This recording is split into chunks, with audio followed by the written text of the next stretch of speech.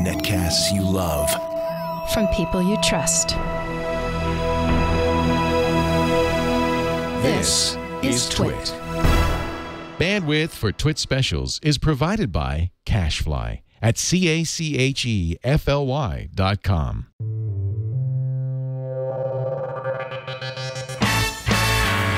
This is TWiT special number 28, a tour of the Ford Rouge plant. The idea of building cars fast enough really required a new way of manufacturing. They had to have an assembly line. So Henry Ford was the first to build cars that way. And actually, the first Ford factory was very close to here, just a few miles northeast of here. But in the 20s, they decided that they needed a really big facility. They got tired of waiting for the steel to arrive and the parts to arrive. They said, we're going to make it all from soup to nuts here out of the raw materials. The 20 millionth Model A here, huh? This is something else. Boy, this is beautiful. It's really kind of a marvel of logistics, what they're able to do. The 20 millionth Model A here. This is a car I'd love to have. Look at that V8.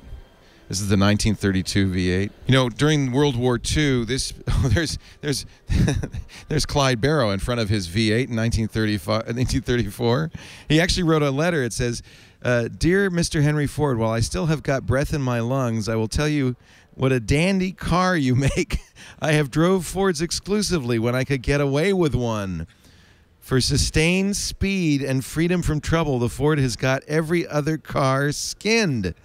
And even if my business hasn't been strictly legal, it don't hurt anything to tell you what a good car you got in the V8. Yours truly, Clyde Barrow." Holy cow. There's a testimonial. During World War II, of course, this car manufacturer stopped. Ford owned an aircraft manufacturer and a boat manufacturer business. They made Jeeps here, tanks here, boats, and planes for the World War II effort, turning the entire car assembly line into what they called the Arsenal of Freedom, making war machinery for World War II. Back in the 40s, it's late 40s, of course, started back into cars. This is kind of a cool car. This is the Ford Coupe. And the Mustangs were made here. Until when did they stop making the Mustangs here, I wonder? Probably says. I think it was just a few years ago. Yeah, wait a minute. This is what they're making right now. I almost forgot. That was the history. This is the modern. This is the Ford F-150. And this is the off-road version of the F-150, as we call it, the Raptor. Enthusiasts love this vehicle, but it's one of many different versions of the F-150 that's actually made here now. You Twitter fellows will recognize Scott Monty, the Twitter voice of Ford. Scott's been kind of our host here, and we're really thrilled to have you along for the ride. It's absolutely an honor to have you guys here, interested in what we're doing here, you know, competing for the heart of manufacturing here in America and doing it in a technical way. I think your viewers and listeners can really appreciate. It's one of the things that we really like about our relationship with Ford. It's great to be able to support an American industrial giant as it reinvents itself in the 21st century, keeps jobs in America, didn't take any government money, and is doing great stuff. I mean, you know what a fan I am. I know. And you know, one of the exciting things about Ford is we're still executing on Henry Ford's original vision about affordable transportation for all, only now we're making affordable fuel efficiency for all and affordable technology for all in our vehicles. It's funny, there's been challenges from day one, every step of the way, for Ford to solve. You know, I mean, there were always difficulties, union difficulties in the 30s. The war came along, the Depression. I mean, there's always been challenges, and the challenge today is absolutely how, as you go forward in the 21st century, people still want their wheels? How do you keep them on the road in an environment where fuel is so expensive? And you know, we'd like to cut back on our use of fuel. I know you've got hybrid vehicles that are very successful, but also some electric vehicles coming? Yeah, we have a full electrification program. So we've got 5 hybrid models on the road today. We've been making the most hybrid vehicles of any U.S. manufacturer since 2005. We've got an electric vehicle, the Transit Connect, that's coming out later this year, the Focus Electric, which will be out next year, and then a plug-in hybrid, and then 2 other hybrid vehicles. It's exciting. For that. So yeah, really we're talking about getting that electric vehicle as our TWiT mobile, so we can put an edit bay in the back and go to events. That'll be a lot of fun. The way we're streaming this, as usual, is via the Live View pack, which is an amazing pack. I've talked about this before. It has 6 EVDO cards in it, 2 each from the 3 big 3G companies, Sprint, AT&T, and Verizon. And usually what it's able to do is find enough bandwidth from those 6 streams to put together a decent stream. But we're having a little difficulty today, probably because we're inside a big metal building. Well, Michigan is a gorgeous state, especially this time of year. It really is a beautiful place. I have a lot of friends who vacation here. Maybe they can make it down to Dearborn and see this. All right, we're going to go off into the plant floor here. Holy moly. So this is an actual working assembly line. Absolutely. This is where the F-150 comes in, the body parts come in, the doors come off, and they go on a separate route. The body and box assembly go on a separate route, and then they all come back together after it's fully assembled. In a minute, we're going to meet the plant manager, yes? Absolutely. He's going to be here. He's actually going to take us down on the floor so we can walk among the workers here and check out what they're doing. That's something you don't normally get to do. That's really, really cool. You know, Roger, if I worked here, I'd come here once in a while just to look and watch, because this is really what it's all about, ultimately. So this is it. Yep, getting the product out the door. Quality's great. Workers do a terrific job. Well, you know, it's surprisingly calm. This is something you don't really expect. You think it's going to be kind of frenetic and fast-paced. That line's moving fairly quickly, but they're very calm, aren't they? Yeah, they are, Leo. I mean, they know their jobs. I mean, the groups know what parts to put on, and they do a fantastic job. Yeah, no kidding. This is kind of amazing. I didn't realize the trucks go through backwards. There's very little cardboard. Everything's returnable. So from a sustainability standpoint, get it back to the suppliers, have them fill up the totes, and bring them back. I noticed there's train tracks all around here. Is that mostly how you move equipment and gear in and out? No, it used to be everything was brought in by rail. But now with the just-in-time manufacturing thought process, things are brought in by truck from our suppliers, come to the line side, and basically be brought right to the location to put them on the vehicles. I noticed they're on these kind of pallets, so they can just roll those in as needed. Yep, you'll see tugs and dollies that go up and down the rows that bring the material in. Also, from an ergonomic standpoint, if you're talking about sustainability, you look at the vehicles that are on the skillet conveyors, they automatically come up to the right level for the person who's doing the work on the vehicle. So that's exactly right. I see down here they're lower, and then they're going to move up as it moves down on hydraulics. So they don't have to bend over, they don't have to reach in. In the video that we saw, which was really fun to see of the original plant, they were doing a lot of crawling around and moving around. This is much easier for them, it looks like. Absolutely, yep. Wow, this is kind of amazing. One of the reasons we developed this as a tour event is that the Henry Ford, which is a great facility here, their #1 request was, how do we get to see I want to see a plant? And so it does a couple things for us. It gives the public the chance to see the complexities involved in building modern-day vehicles, and it gives our workers a chance to look up and see who their customers are. I like that. You know what? I like that idea. That's right. I know I perform better if somebody's watching me. It's a performance. You can see they're looking up at us right now. It's a performance for them. They know this is their building it for us. That's really awesome. Absolutely. Yep. That was the first thing that struck me, even in the very earliest stages. This is a very complex piece of machinery, and the logistics, the brain power, and just in a way the nerve that it took for Henry Ford and his team to build this, to say we're going to build this massive plant. It's unparalleled. It really is an example of I think the power of the human mind. From a facility standpoint, natural daylight. I mean, we've created a great. Yeah, it's pleasant in here. Great environment for the workers. So it's actually surprisingly pleasant. You expect it to kind of be dingy, dark place. Not at all. There's a skylight. No, we found that there really is a direct correlation to quality of vehicles with happy workers. So we're talking with Roger Gaudet, who's responsible for all the assets of the facilities here at. Are you just here in Dearborn or Ford nationwide? No, we're global. So I mean, I get involved in a number of projects globally. So I think, Leo, we're going to hand you back over to the plant now and have them take you on the actual manufacturing tour. Roger, it was a great pleasure to meet you. Thank you so much. And I really appreciate the work you're doing to improve sustainability here. Thanks, Leo. It's been a pleasure. Thank you, Roger Godet. All right, now we get to meet the plant manager. Oh, do I have to wear one of these? All right, safety vest time. This is Spot the Dork. This is Jeff Carrier, the assistant plant manager here. He's responsible for lean manufacturing. He's going to take us down on the floor of the Dearborn truck plant to actually see how the F-150 gets built. That's exciting. Jeff, Leo Laporte, so nice to meet you. Good to meet you. How long have you worked here? I've been with Ford for 18 years. I've been in this plant I was here for about 13 years. Now I'm back for a year now. Did you work on the line? No, I've never worked on the line. So you don't have no sympathy for these poor fellows down there? Absolutely have sympathy. They are the people that make our bread and butter here. Actually, I have to say, already I'm impressed by how light and airy it is here. This is actually a fairly pleasant place. It's not what you expect. No, it's it's the nicest plant from a air-tempered standpoint. Certainly the nicest. So we're going to get to go down here. How often do people get to do this? Quite often in this plant. Oh, that's nice. Yeah, this is a show place. Yeah. Well, take us down. I'd love to see it. All right, lead away, Jeff. Overhead, the vehicles are coming from our paint department, and we get cabs and boxes separately into the system. There's a separate box line and then a cab system, and we'll go down. All right. Come on down. We're going down to the trim shop.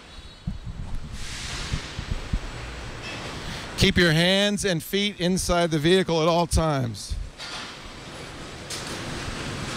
When I mention ergonomics, when you look to your right over here, all the vehicles are on skillets, and you can see the adjustable scissors lift system on the skillet so that the vehicle can raise and lower to the height for the operator to work at the correct height ergonomically when they're doing their job. How many trucks a day do you come off the line here? 1,200. 1,200, wow. And how many people are working on the line at any given time? We have about 500 people per crew, and we run a 3-crew operation over in the final area. That's amazingly efficient. 500 people to build 1,200 vehicles. That's amazing. That's just the final department. If you take in the other buildings, the body and paint building, you're talking closer to 1,000. So what part of the truck is done before it gets here? Is it most of it, or? Before it gets to the final system, of course, our structural integrity coming out of the body shop and our dimensional integrity is set. And then it goes through the paint shop where it gets obviously E-coated, primed, painted. That's all done before it gets to us, and then we trim. This is where you're putting the insides in. It's like the drywall now, right? You've done the bones. Yeah, the drywall. Yeah. That's a good way to put it. Yeah. They look beautiful, I have to say.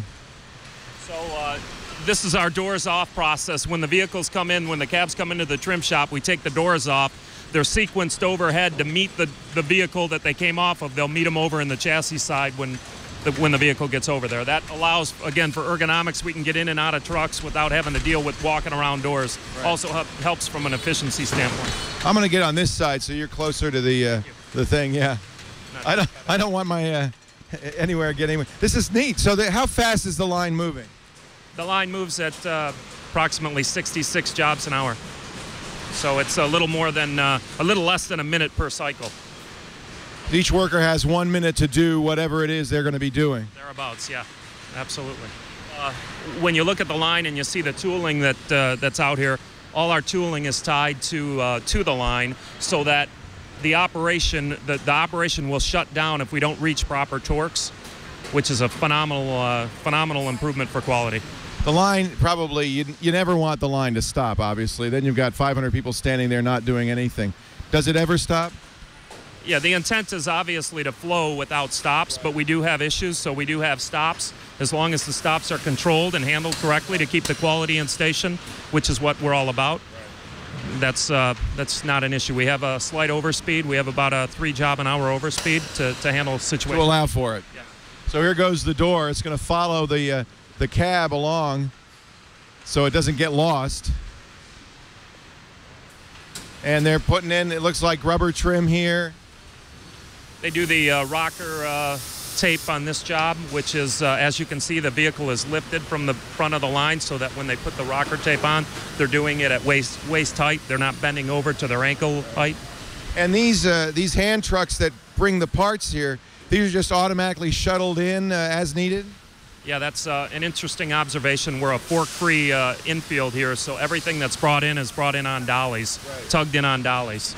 So we'll know, but it'll come down here, and they'll offload it. But of course, because you're at a very constant speed, they know exactly when they're going to need the next dolly. Yeah, the routes are all set up similar to a production job online.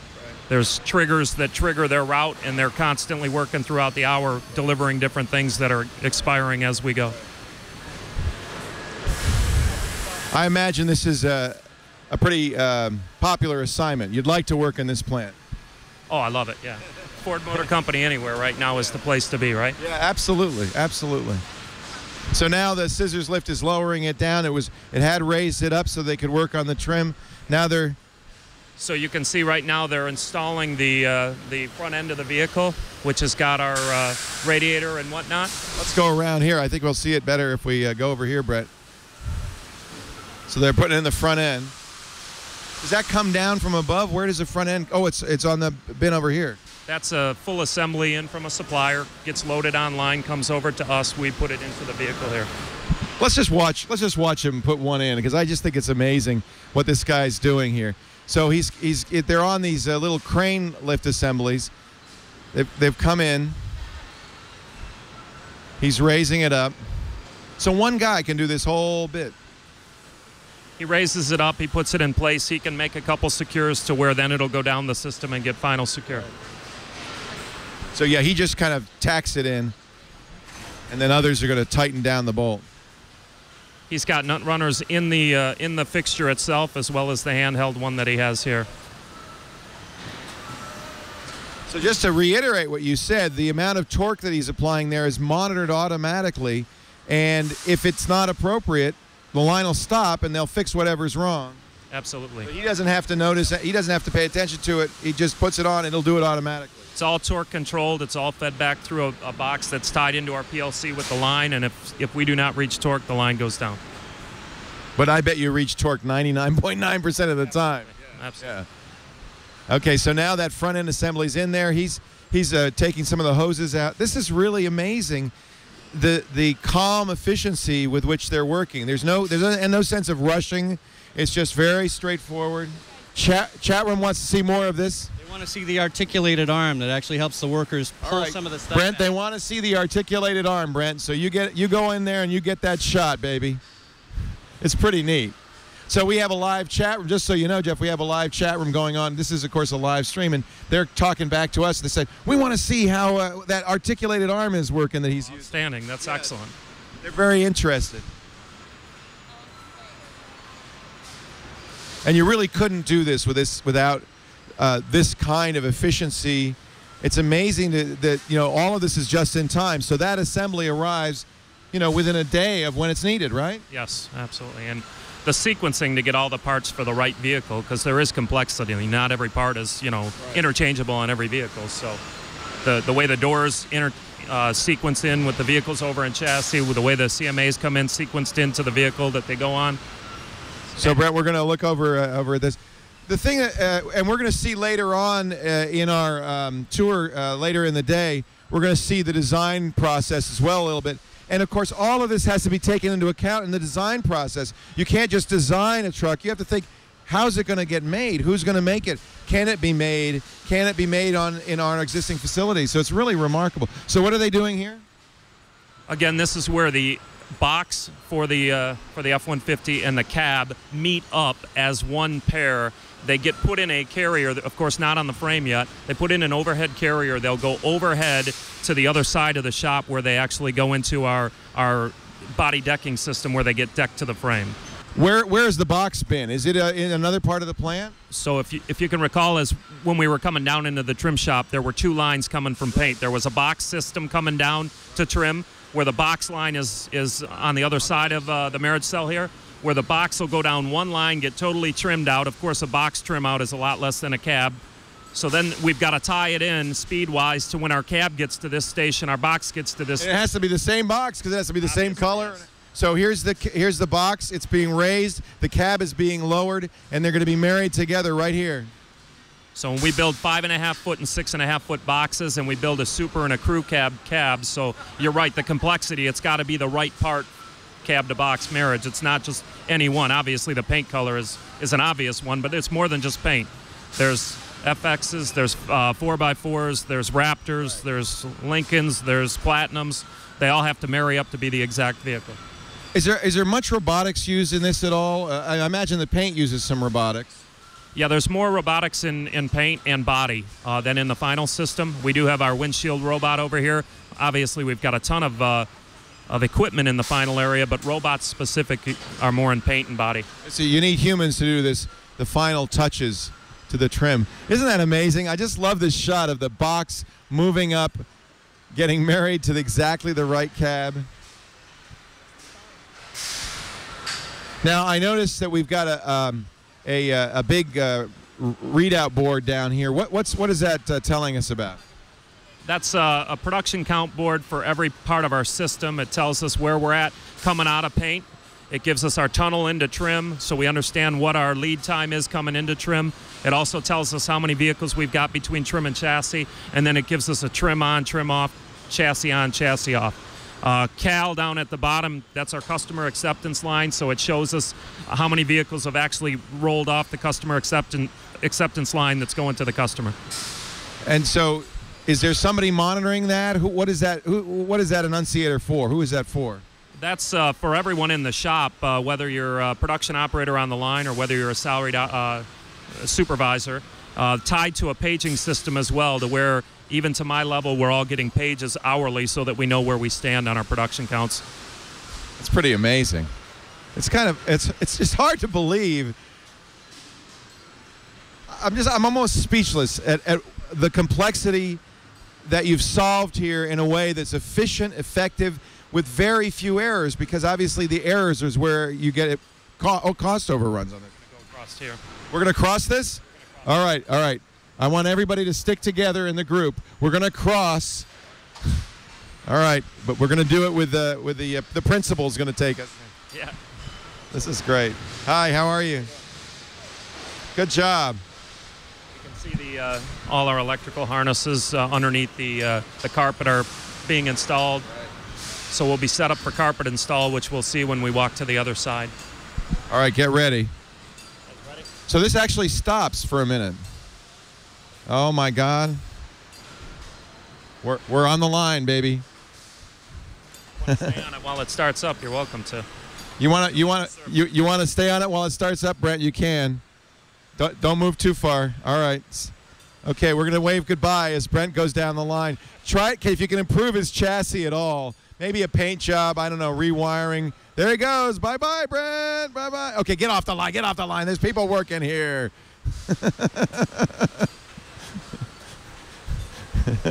Was that fun? Did you enjoy that? We're reassembling Brent. Wow. You know, it's spotless. The whole thing is spotless, and that's what's amazing. Very little cardboard used. I mean, you're really paying a lot of attention to how it's done, the environment. It's very impressive. Yes. A lot of focus on the environment when this plant was built. Obviously, you probably saw if you took the visitor tour, the green roof up top. And you're right, we focus on reducing the cardboard intake into the plant as much as possible. We use returnable dunnage. This is where the green roof was. If you joined us at the very beginning, we're underneath it. But there's also a lot of skylights and clear stories, so there's natural sunlight coming in here. So it's a very light, airy feeling in here. It's very comfortable temperature. You know, this is a pleasant place to work, and it's a little, you know, there's a little background noise, but not more so than you know, if you're driving down the street. It's really kind of amazing. So what are we doing here? Another trim line comes down the line. We put moonroofs in over here. We are continuing routing our wire harnesses, getting ready for our backlight and our windshield install. Basically, we're nearing the end of the trim portion of the shop. We're a little bit out of order here. Of course, the box hasn't been attached yet. All right, so we're going to walk here. This is moving still, Brent, so I'm going to hold you. Yeah, you're getting on. It's just like getting on a train. No big deal. So to your left is Moonroof Install. To your left is Moonroof Install. As I stated, operator has an assistant hoist. They'll be putting the moonroof in now. That is an option content that we run on this line. We cannot run 2 in a row from a cycle time standpoint. You can see it takes them a little bit out of station to secure the moonroof into this. So he rides along as we are, comes back, joins the line a couple of stations back, and does it again. And this is now being lowered down, so it's ready for him to work on. It's kind of fun to ride the line, I have to say. Wow, that is amazing. And then it's lowered down so he can work on it, so he doesn't have to bend over, or he can reach right in and attach the moonroof. With new model changes and new model architecture, we can program the lifts any station we want to be at whatever height. That's convenient, yeah. Easy to do and can do pretty much on the fly. And you need to do that, obviously. Yeah. All right, we're going to hop off here. Oh. Now I understand why we are wearing the glasses and the vests. I didn't realize we were actually going to be riding the assembly line here. Now on this line, again, we're one line away from the end of the trim shop. You can see that the IP is now in the vehicle, the instrument panel. Also, you can see the weather stripping that's on. When these vehicles get over to the chassis system, the doors will be going back on. Strikers are in position for door. Vehicle in front of us that we're looking at is a Super Crew right now, where the rear door actually has the B-pillar built into it. So when you look at it with the doors off, you've got a full opening. The next vehicle comes, a crew cab, which you can see it's got 2 full doors with a solid B-pillar in the middle of the cab. So do you retool only once a year, or is it more than just every year?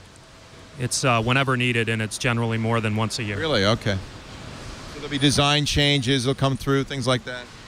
Any more to meet the demands of the customers, there's changes constantly. Right. Not a complete retooling, right, but different things in different portions of the shop being changed over on a regular basis. When you have a new model year and a big change in the models, is it a big deal to change everything here? Yeah, we generally have a 2-week period to where we can get in and get all our tooling out. It's a bigger deal on the body shop and paint side of the business, body specifically. But so do you do rehearsals? Because I mean, it's all new stuff. Do you have some practice runs, or do they just flip the switch and say it's the new model?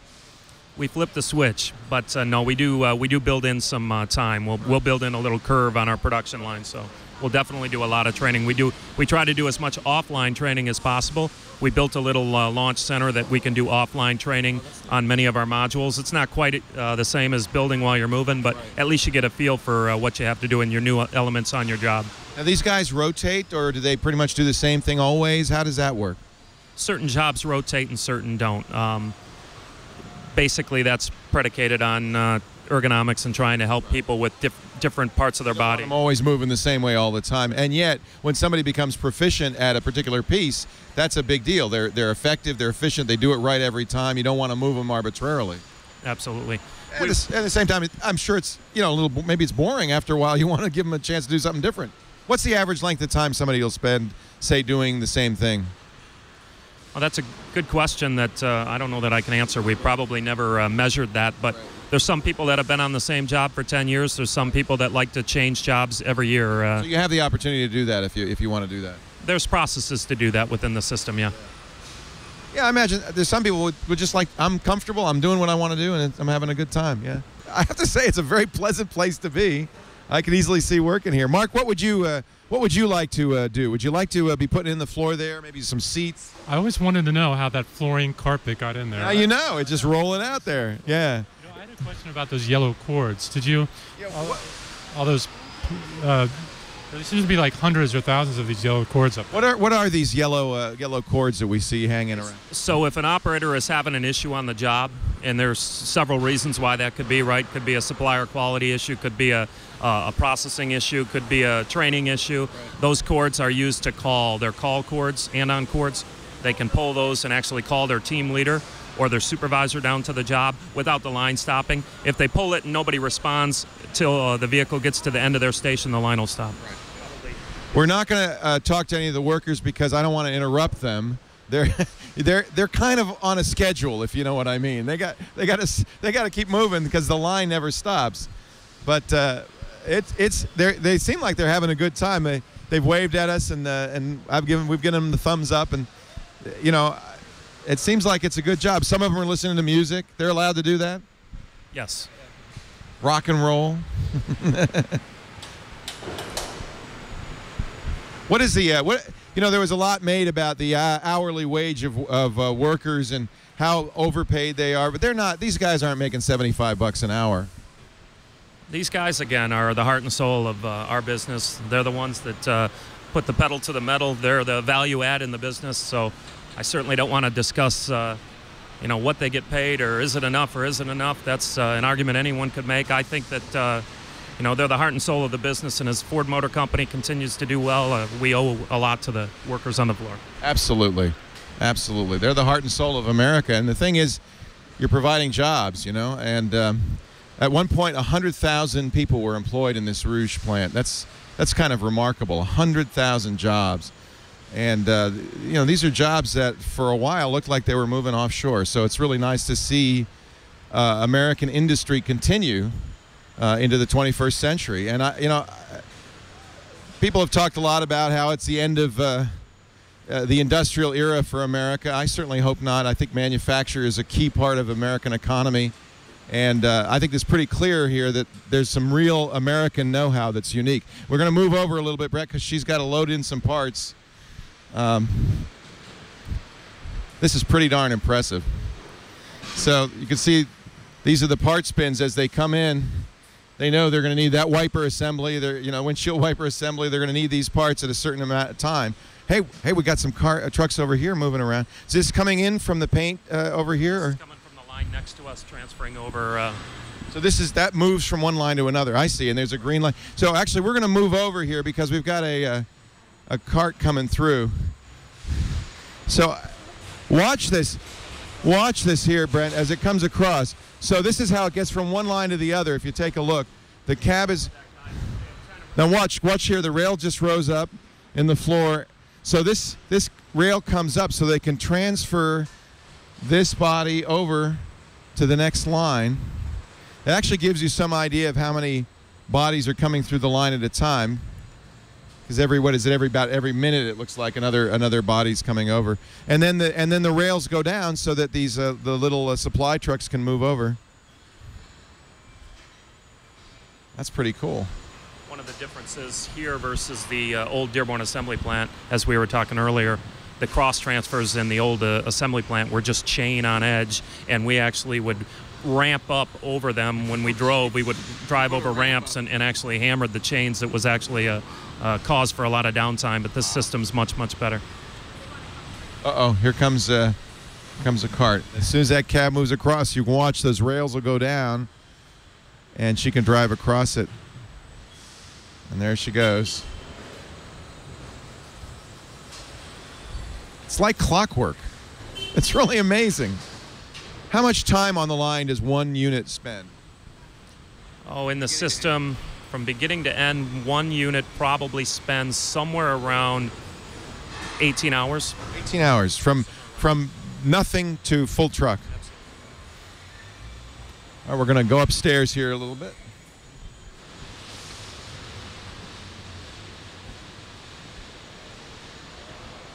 On the mezzanine here, you'll see a bunch of rooms. These rooms are team rooms for the employees that we just saw on the line.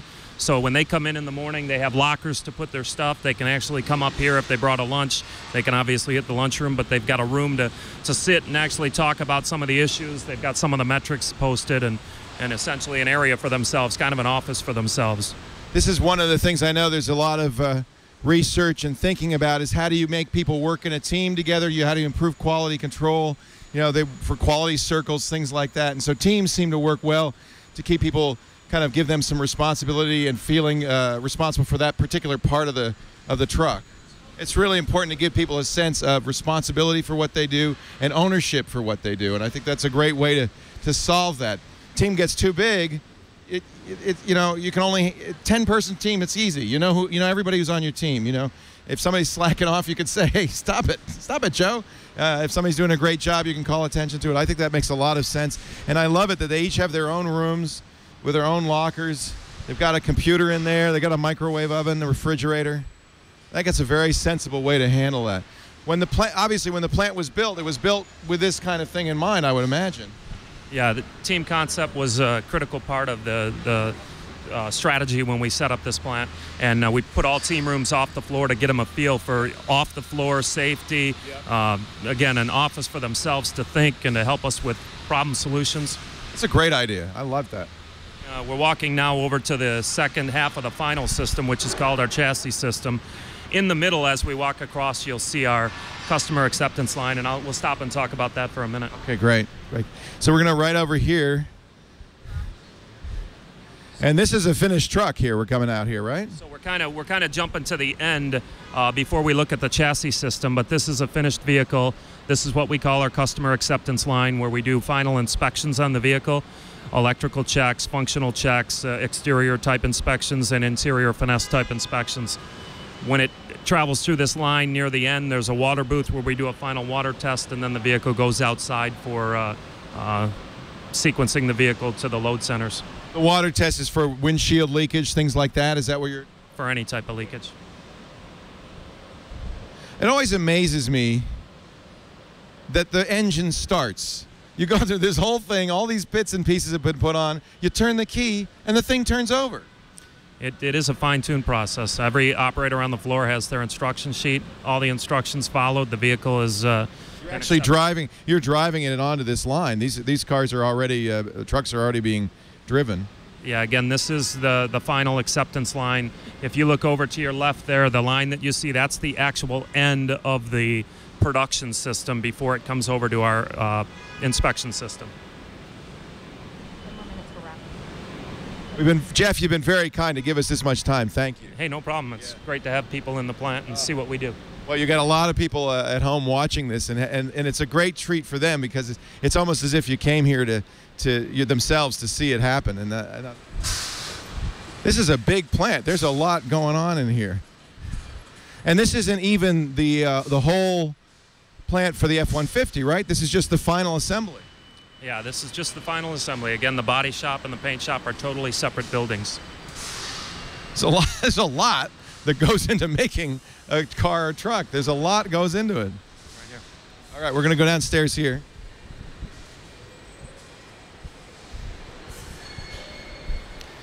Yeah, all good? All right, follow along. Oh, yeah, this is a little earlier in the life of the truck. That's just a chassis with an engine and a drivetrain. On the beginning of our chassis system is where the frame line and engine line are. So we'll build up the engine, build up the frame. As you can see, the vehicle, the frame's coming across, getting ready for us to set the cabin box down on the frame, which is where we're going to walk. All right, let's go look at that. Wow. We're doing a little bit out of order. These don't even have wheels on them yet. And yet, there they are, almost done. I just heard you say wheels. Our wheels come built up from a supply base, transferred in from the back dock here. They come across overhead down this conveyor, as you can see, and this is where we're putting the wheels on the system. Again, something that has to be sequenced into us because every set is unique for what vehicle they're going on. So somebody somewhere is saying this wheel's next, this wheel's next, this wheel's next, and these guys are worthy of a Indy 500 pit crew. They're just cranking them on. Yep. They're set up again with the skillet system so that they've got the frame at the right height to where they're actually working ergonomically friendly. They've got their hoist to support and ergonomically assist them while they do the job. Yeah, ergonomics, I'm sure, are a big part of the design here. You could really, you know, you don't want somebody injuring themselves, hefting these big tires around and so forth. All right, we're going to move along. We're running low on time here, so we're going to move quickly. We still have a tour. We're going to go to the test drive track, the test track, and go for a ride, I think, in the test track. I don't know what we're going to drive. I think it's a Mustang. I believe we're going for a ride in a Mustang, maybe the new 5.0. That would be very exciting. And then after that, it's the 5.0 we're going to drive, yeah? All right. And then after that, I'm really excited. We're going to get to see some of the virtual reality gear that the engineers use to design these cars before even they start carving the clay or doing any of the metal work. They have to design it all. And, of course, when they design it, they have to think of not only everything the customer might want or need and what the future is, and it takes years to design these, so they're thinking 5 to 7 years ahead, but they also have to think about how are we going to build it. They have to really think about what this plant is going to do to make, you can easily design something that's unbuildable, so you got to make sure you can make it. It's an amazingly complex process. I just love this. We should stop here for 1 second and talk about what's happening. So when we left the trim shop, actually one of our first lines down the trim shop, we saw the marriage cell where we married the cab and box together. You can see overhead now, the camera's on it now, where the cab and box are coming in the carrier, where they were married together in the trim shop. They're going to come down in this body deck cell where they're actually set down on the frame itself. Oh, this is great. This is great.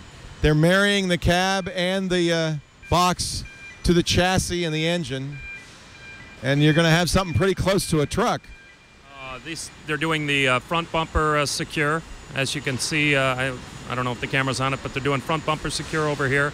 And he's busy. He's having fun watching the box and cab married to the chassis, and I got to say, that is so cool. That is so cool. Let's watch that cab and box one more time. I just think that's incredible. So there's another one coming. They've just finished that black truck, that 4x4. We're watching the F-150s being made here. And there it goes. You can see the scissor lift has lifted it up all the way. That thing's almost done. You're going to put the doors back on it that you took off at the beginning of this process. Yep.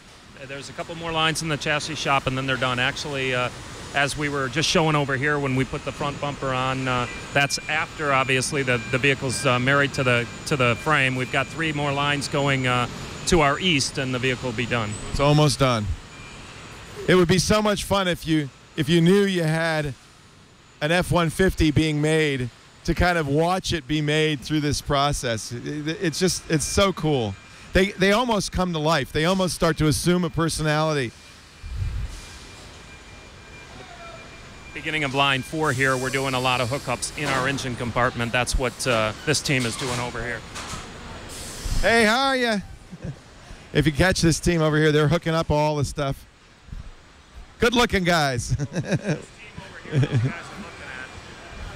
This team over here is what we call our basketball team. This is actually an area in the shop where you really have to have some height to do the job. Oh, these are the tall guys. And he's wearing that classic statement. Who was it? Arthur C. Clarke, who said the best way to predict the future is to create it. And that's what he says on his T-shirt there. I love it. Yeah, they are. They're tall. They look like a basketball team. That's great. That's hysterical. Just needs to put a Pistons jersey on. Yeah, really. That's amazing. That's so cool. You must be this tall to assemble that truck. Now, this looks like it's some sort of showroom dolly here, but they're actually turning the truck around and moving it over to the next line, as we saw before. So the truck, after it's been married to the chassis, gets turned around on this dolly and then slid over so that it's pointing the right way as it comes off the line. When we looked at the very beginning, they were coming off backwards. So it's on a big lazy Susan. It's been pointing one way for the assembly. Now they have to turn it around so they can point the other way.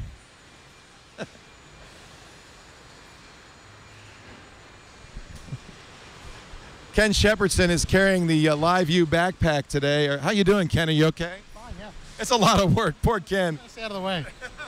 You're the mule of the day. I'm fully sympathetic, Ken. As you remember at South by Southwest, I wore it. I carried the camera, did the whole thing.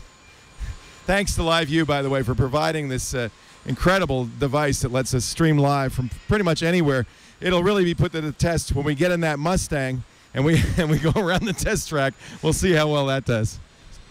So we're again up on the team floors where the teams have their little break rooms. This is our final rolls end of the dynos for the vehicle where we do the final electrical checks and whatnot. We run a very high efficiency through here, even with the added complexity year after year after year to our electrical systems. So that's really critical, obviously. They do everything from testing the headlamp aim to making sure the systems come on, all the lights work. They plug into all the modules and make sure that everything functions correctly. This is where your Ford Sync would get tested to make sure it works. Absolutely. Yep, but this is our Ford Raptor. This is kind of our showpiece of the plant. Yeah, we saw that on the Legacy floor. That is a beautiful vehicle. Let's get a shot of this, Brent. It's a sport version of the F-150, or? Yeah, this is our off-road sport version, and this is the cell where we do our alignment and validate our alignment on the Raptor. Every single Raptor's taken through this hole separately. It's quite an interesting vehicle to build, and what a fun vehicle to drive. Yeah, I bet. Right below us right now is the water booth, and we can actually look when we get up here on the top where the vehicles go outside the garage door right out to the staging areas to be shipped for the staging centers for the customer. So, there's the garage door goes up and out goes a truck. It's a little wet from the water test, but ready to go. How come they close the door each time? Why not just leave it open? Well, again, as we talked at the beginning of the tour, this is a air-tempered plant where we've got units that temper the air. We want to keep the doors closed at all times, so there's just an automatic eye that lifts and lowers the door. It's a hot Michigan day out there. You don't want to let that humid, hot air out. But watch, here goes the final truck. It's been tested, aligned, built 18 hours ago. It was just a bunch of steel, and now it's a F-150 truck. That is pretty cool. Pretty amazing. We're going to walk this way. All right. So we were talking about how I think it's amazing that you built this thing, you turn the key, and the engine turns over. The chat room wants to know: do they ever not start? Yeah, there's a percentage or a percent of a percent. There's probably 0.1% that we have concerns with off the end. And then what happens there? When they come off the end, I don't know if you saw, but we had some repair bays. I think we had 7 or 8 trucks in repair bays as we walked by. So they figure out what's wrong and they fix it. Yeah, if there's an issue, it's determined. We can catch it either, obviously, if it doesn't start on the end or through our test roll system, and it goes to. You're testing almost all the way anyway. You're checking this stuff as it's going. Yeah, most of the stuff's tied to the line, so there's very few issues on the end of the line. But if there is an issue on the end of the line that's latent to our system, we'll catch it on the end. And Jeff, I want to thank you. This has been an amazing tour. I'm going to give you back your attractive glasses and vest now. But thank you so much for the work you do, and please thank all the men and women on the line. What a great job they're doing. It's really nice to meet you. Will do. Great meeting you too, and thanks a lot for showing our plant. Yeah, my pleasure. I hope you guys enjoyed that. It was a lot of fun, wasn't it? Just amazing. Thank you, Scott Monty, my dresser. The nattiest guy at Ford, by the way. Where's your bow tie? No bow ties on Fridays. Come on. Oh, it's Casual Friday, you see. That's why. Thank you, Jeff. Really, really nice to meet you. What fun. Doing the TWiT.